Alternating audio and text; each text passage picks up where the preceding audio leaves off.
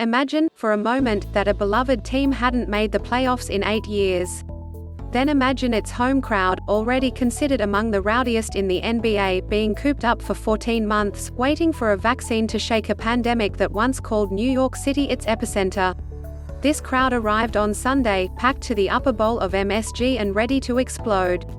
They were mostly vaccinated, supposedly somewhere around 90%, and skewed young, unmasked and unreserved. They would have chanted for a ham sandwich if it was delivered in a blue and orange box. Instead, they chanted MVP at Julius Randle and expletives at Trae Young.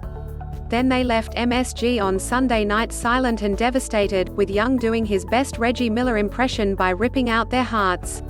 Young heard the FK Trae Young chants that started early in Atlanta's 107-105 victory Sunday.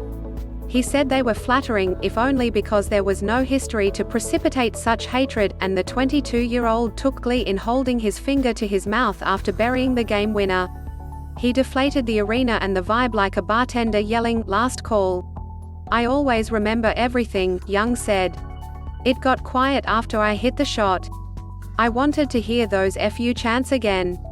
Young's floater with 0.9 seconds remaining followed a spectacular dribbling display, where he crossed up Frank Ntilikina 4 times for the open look in the lane. Ntilikina had been subbed in just to guard Young on this play, and he couldn't keep up. The Knicks, as a result, are in a 1-0 series hole. "I feel like I can get by anybody," Young said. "It's just figuring out how to use one move and get by him.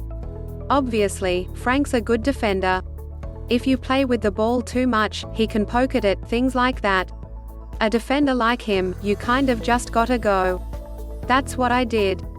I just attacked his outside foot and was able to get around him and get to my floater." Young not only hit the biggest shot of his NBA career on Sunday, he scored a game-high 32 points and fell 3 rebounds short of a triple-double.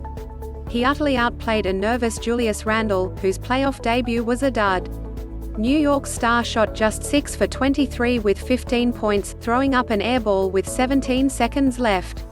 Tracy Morgan and Jon Stewart were among the celebs at a packed MSG Sunday. Seth Wenig, Getty Images. He was saved from a blowout defeat by strong performances from Alex Burks 27 points and Derrick Rose 17. But none could hold down Young, the new villain at MSG.